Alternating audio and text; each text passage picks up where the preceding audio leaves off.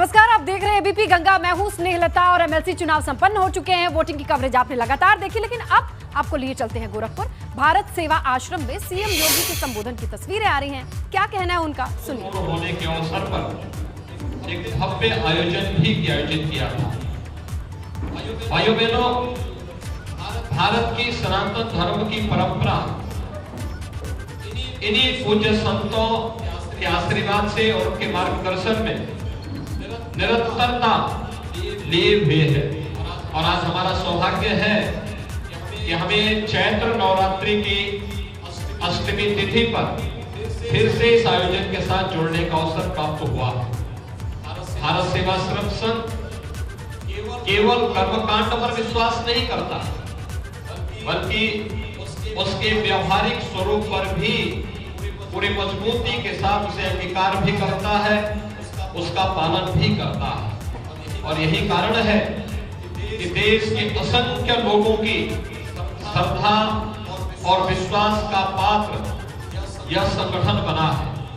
आज मेरा सौभाग्य है जगत जननी मां भगवती की महाअष्टमी के पूजन के साथ भारत सेवाश्रम संघ के साथ मुझे जुड़ने का अवसर प्राप्त हुआ है। मुझे विश्वास है कि भारत सेवाश्रम संघ पूज्य स्वामी परमानंद जी महाराज की शिक्षाओं का निरंतर आने वाली पीढ़ी में भी प्रचार प्रसार करते हुए इसे आगे बढ़ाने का कार्य करेगा। भारत सेवाश्रम संघ के इन सभी कार्यों के प्रति मेरा सदैव सहयोग रहेगा। मेरी पूरी शुभकामनाएं भारत सेवाश्रम संघ और उनकी सेवा और समर्पण के पूरे अभियान के प्रति सदैव बना रहेगा। आप सबको महाअष्टमी और कल नवमी की पुण्यतिथि है, इस अवसर पर मैं हृदय से बधाई देता हूं, अपनी शुभकामनाएं देता हूं। धन्यवाद। जय हिंद।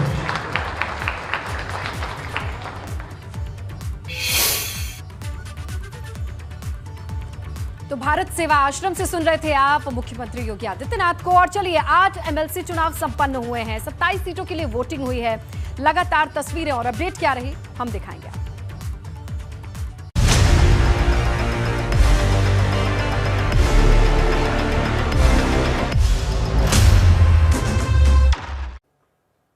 तो देखिए, पराक्रम का ये जो युद्ध था, इसके लिए मताधिकारों का इस्तेमाल किया जा चुका है। हर एक सीट पर एबीपी गंगा पर आपने लगातार कवरेज देखी।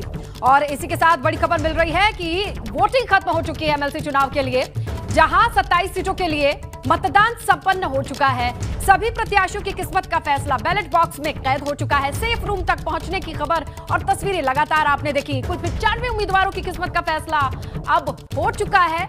उसे 12 तारीख को घोषित किया जाएगा। गिनती के बाद 9 सीटों पर बीजेपी का निर्विरोध जीतना भी तय है। औपचारिकताएं बाकी हैं। 12 तारीख को वो ऐलान हो जाएगा। लेकिन एमएलसी चुनाव के लिए वोटिंग की प्रक्रिया खत्म हो गई है। 4 बजे का वक्त था जब सभी मतदाताओं ने अपने मताधिकार का इस्तेमाल कर लिया और 27 सीटों के लिए अब ये वोटिंग खत्म हो चुकी है। चलिए, अब जानते हैं कि कहां कितनी फीसदी वोटिंग हुई है, वोटिंग परसेंटेज कितना रहा है, ये भी हम आपको सिलसिलेवार ढंग से बताते चले। लखनऊ उन्नाव निर्वाचन क्षेत्र की बात करें तो 98.90% वोटिंग हुई है। लखनऊ में 98.40, उन्नाव में 99.17, लगभग 100, थोड़ा ही कम, इतनी वोटिंग हुई है। सहारनपुर में एमएलसी चुनाव के लिए बात करें तो 96.87, 96.87% वोटिंग है। अमरोहा में 99.26% मतदान हुआ है। बरेली की बात करें 98.39% मतदान, बरेली में 98.39% यानी परसेंट वोटिंग की खबर है। तो देखिए, वोटिंग के बाद तमाम प्रत्याशियों की किस्मत का फैसला हो चुका है, लेकिन वोटिंग काफी अच्छी हुई है। हर जगह आप वोटिंग फीसदी पर नजर डालें तो ये काफी अच्छी है, ये दिखाई देती है। बरेली की बात करें 98.39% वोटिंग हुई है। सहारनपुर एमएलसी चुनाव की बात करें 96 कुछ प्रतिशत वोटिंग हुई है। ऐसे ही अमरोहा में भी देखिए 99.26% मतदान हुआ है।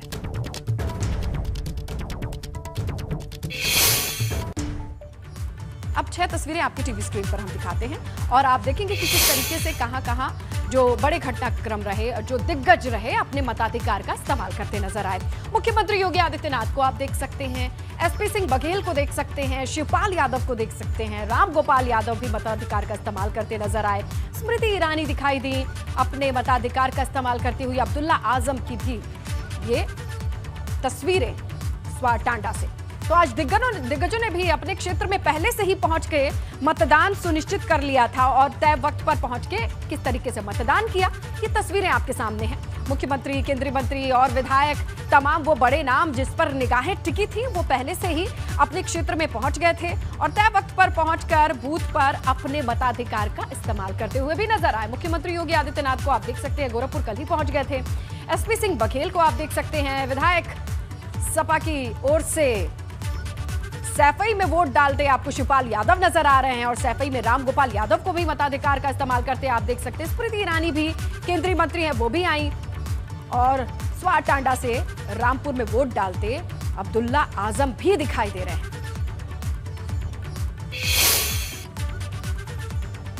विधान परिषद की 27 सीटों के लिए वोटिंग संपन्न हो चुकी है। गोरखपुर में सीएम योगी ने मतदान किया है। भाजपा विधायक राजेश्वर सिंह ने लखनऊ में मतदान किया है। लखनऊ की मेयर संयुक्ता भाटिया ने भी वोट डाला। सीतापुर की बात कर ले तो भाजपा सांसद राजेश वर्मा ने मतदान किया है।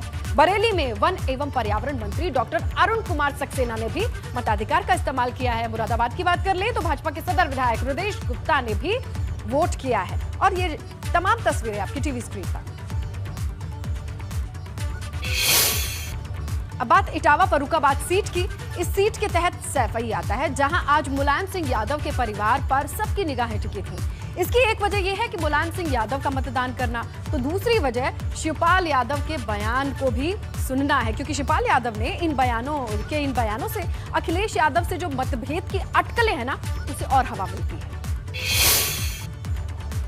डाल दिया है, इस पे अभी मुझे कुछ नहीं कहना है, उचित समय आने वाला है।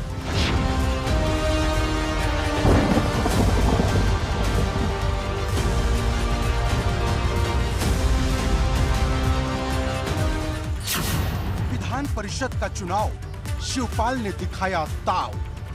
नेताजी भी आए हुए उनसे मिलने, आप मिल लो जाकर। भाजपा के साथ जाने के लिए शुभ मुहूर्त का इंतजार।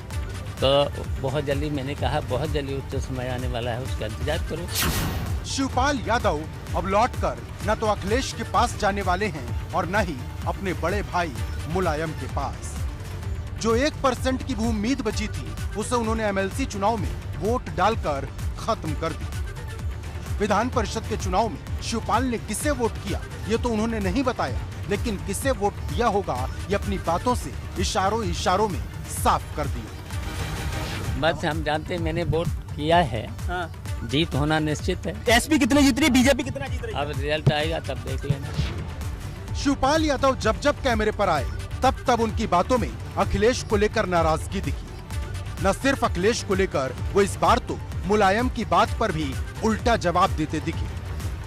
अभी कुछ दिन पहले ही उन्होंने दिल्ली में मुलायम सिंह यादव से मुलाकात की थी, लेकिन जब इटावा में उनसे मुलायम को लेकर सवाल हुआ तो ऐसा जवाब दिया जिसकी उम्मीद भी नहीं थी। नेताजी भी आए हुए उनसे मिलने, आप मिल लो जाकर। शिवपाल ने मीडिया से बात बहुत कम की, लेकिन जितनी भी की वो ये बताने के लिए काफी थी कि अब उनके कदम न तो बड़े भाई मुलायम के आवास की तरफ जाएंगे और न ही अखिलेश की तरफ। वो तो कुछ सियासी धमाका करने के लिए तैयार खड़े हैं, बस सही वक्त का इंतजार है और ये वक्त नवरात्र के बाद आ सकता है, या ये कहें कि विधान परिषद चुनाव के नतीजों के बाद। देखिए, लोकल बॉडी एमएलसी का चुनाव है, मैंने वोट डाल दिया है। किसके पक्ष में डाल दिया सर? गुप्त मतदान होता है। कुछ बात कहना चाहें सर? गुप्त मतदान होता है। समाजवादी पार्टी आरोप लगा रही है कि निष्पक्ष मतदान नहीं हो रहा है। इस पे अभी मुझे कुछ नहीं कहना है, बस इतना जानते हैं, देखिए बहुत जल्दी उचित समय आने वाला है। सर, वो घोषणा कब तक होगी, क्योंकि आप कह रहे हैं कुछ बड़ी बहुत जल्दी उचित समय आएगा। क्या नवमी के बाद? शिवपाल जब ये बातें कर रहे थे तो उनके चेहरे पर एक अलग मुस्कान थी, एक ऐसा संकेत था जो कभी भी चौंकाने वाला फैसला सामने ला सकता है। जुबान पर सपा का नाम लेने से बचने वाले ये वही शिवपाल हैं जिन्होंने समाजवादी पार्टी को खाद पानी दिया, साइकिल चलाकर संगठन को मजबूत बनाया। लेकिन अब स्थिति ये आ गई है कि वो अपनी जुबान पर समाजवादी पार्टी का नाम तक नहीं लेना चाहते। सिर्फ इतना ही नहीं, उनकी बातों से लगता है वो अब खुलकर सपा के विरोध में खड़े हो चुके हैं। प्रदेश भर के नतीजे किस तरह आ रहे हैं? मुझे नहीं पता है। दावा वोट डालने जा रहे हैं किस तरह, यहाँ के अब आप देख लेना, जा करके हम भी जा रहे वोट डालने। शिवपाल दूसरी बार नाराज हैं और इस बार ऐसे नाराज हैं कि लौटने वाले नहीं हैं। और शायद अखिलेश भी अब यही चाहते हैं कि शिवपाल के साथ उनके सियासी रिश्ते आगे ना बढ़े। इसके संकेत उन्होंने कन्नौज की प्रेस कॉन्फ्रेंस में दे दिए थे, जब शिवपाल पर किए गए सवाल को समय व्यर्थ करने वाला बताया था।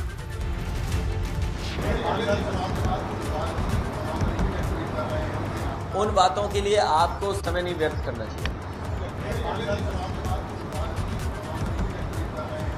उन बातों के लिए आपको समय नहीं व्यर्थ करना चाहिए। सवाल सिर्फ अखिलेश और शिवपाल का नहीं, सवाल पूरे मुलायम परिवार का है, जो फिर से दो धड़ों में बंटने वाला है। एक धड़ा जो अखिलेश के साथ मजबूती से खड़ा है और दूसरा धड़ा धीरे धीरे भाजपा की तरफ कदम बढ़ा रहा।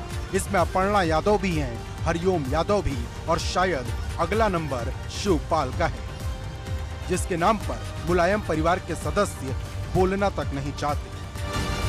सर कुछ बड़ा करने वाले हैं, बड़ा करने की बोल रहे हैं सर शिवपाल जी। तो आप समझ सकते हैं कि तेज प्रताप यादव हैं पूर्व सांसद, और वो लगातार अवॉइड कर रहे हैं सवालों को। मुलायम परिवार में फिर तूफान खड़ा है, एक ऐसा शिव तांडव हो रहा जो 2016 से भी ज्यादा भीषण है। और ये एक ऐसी सियासी सुनामी है जो रिश्तों में बड़ी दरार पैदा कर देगी, क्योंकि बात सिर्फ चाचा भतीजे तक सीमित नहीं रही, बात तो बड़े भाई और छोटे भाई तक आ गई है। नेताजी भी आए हुए, उनसे मिलने जाएंगे। आप मिल लो जाकर। इटावा से मोहम्मद फारिक के साथ नितिन उपाध्याय, एबीपी गंगा।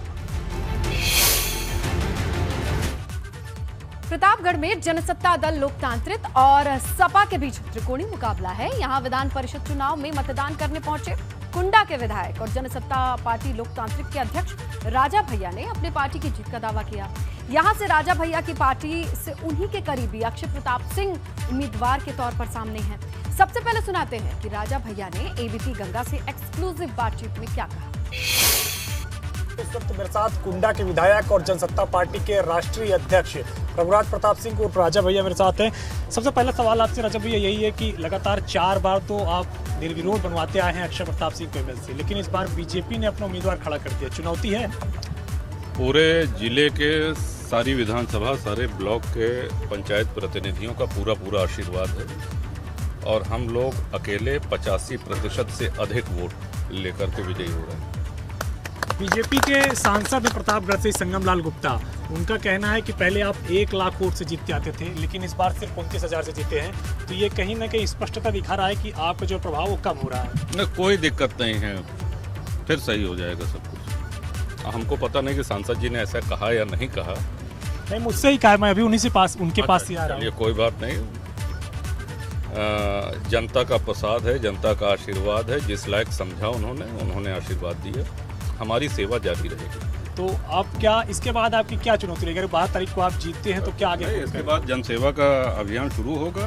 पिछले 1 वर्ष से हम सभी साथी चुनाव, पहले जिला पंचायत के सदस्यों का चुनाव, फिर अध्यक्ष का चुनाव, फिर ब्लॉक प्रमुख का चुनाव, फिर विधानसभा का चुनाव और अब ये विधान परिषद, तो लगातार जनसत्ता दल विजयी होता चला।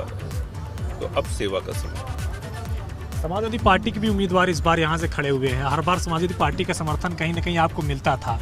आपको कहीं गिनती में लग रहे हैं क्या?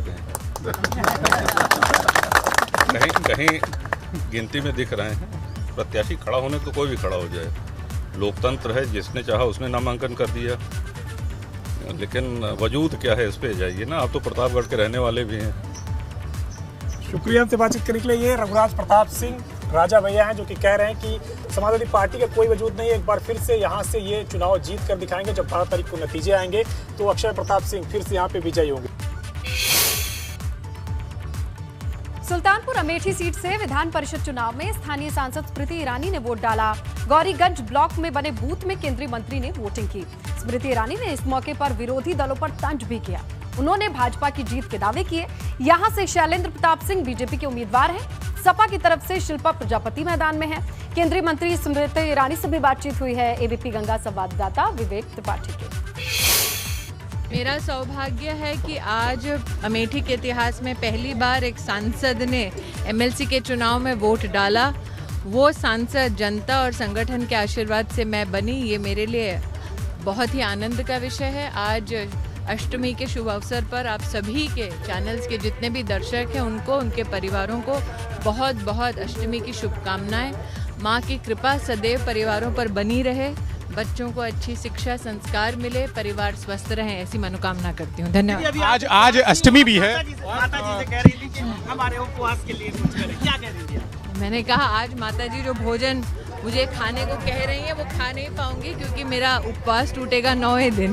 तो इसलिए अम्मा से मैंने वादा किया कि लौट कर जिस दिन नून खा पाऊंगी तब लौटूंगी। बहुत ज़्यादा उन्होंने सवाल जवाब नहीं लिए हैं, सिर्फ अपनी बात रखी है और अपनी बात रखने के बाद इस समय वो यहाँ से जा रही हैं। इस गांव में जो मिश्री का पुरवा है यहाँ से निकल रही हैं। यहाँ उन्होंने जिन बच्चियों की पूजा की थी, चूँकि अष्टमी का मौका है, आज अष्टमी है और बच्चियों की पूजा करने इस गांव में आई। बच्चियों के पैर धोए, आपने देखा अभी कैमरे में कि किस तरह से वहाँ पर जो बच्चियाँ खड़ी थीं उन्हीं के पैर धोए, उनको प्रसाद दिया है, उनको अपनी तरफ से तोहफे भी दिए हैं।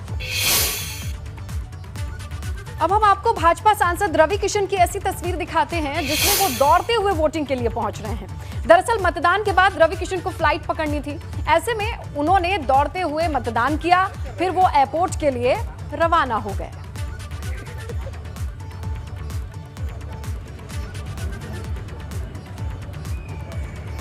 फ्लाइट कर रहे हैं क्या?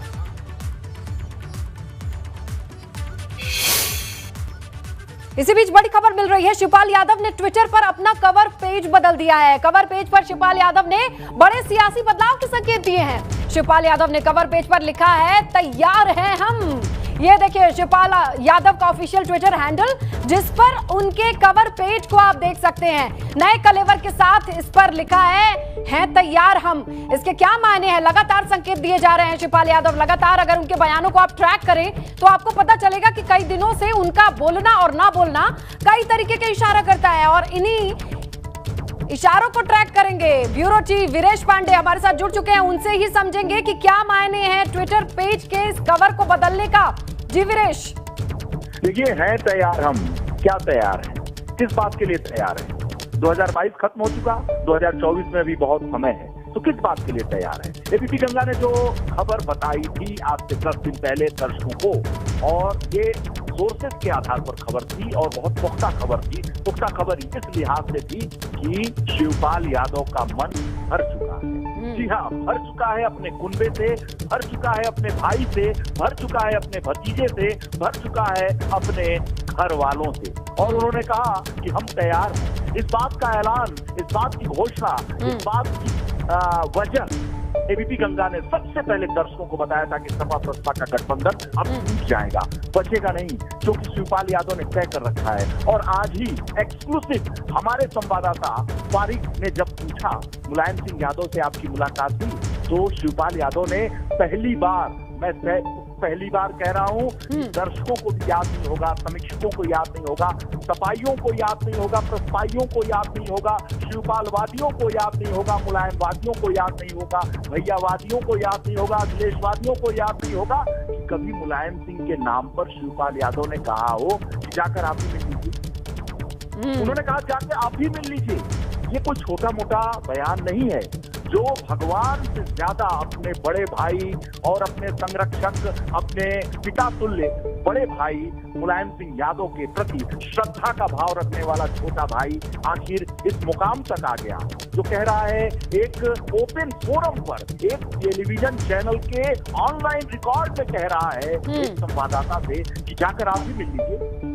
जो देवता के समान पूजता हो अपने बड़े भाई को, वो कहता हो मुलायम सिंह यादव के नाम पर कि क्या, जब संवाददाता पूछता है कि आप मुलायम सिंह से मिलेंगे, तो वो कहते हैं कि जाकर आप मिल लीजिए। इसमें सब कुछ निहित है, कुछ बचा नहीं है, न समझना है न सोचना है। उसके बाद ये ट्विटर का जो नाम उभर कर आया है, हम तैयार हैं, जी हाँ, वो तैयार हो चुके, मन स्थिति से तैयार हो चुके, मन से विचार से तैयार हो चुके और कर। बिल्कुल वीरेश, लेकिन और कितना फुटेज और कितना इंतजार है? तैयार तो बताएंगे कब कि क्या करने वाले हैं और इस चीज की ऑफिशियल अनाउंसमेंट कब होगी वीरेश, ये देखना होगा। बाकी आपका बहुत शुक्रिया, जो तमाम जानकारी आपने दी और जो एनालिसिस है वो भी सामने रखी।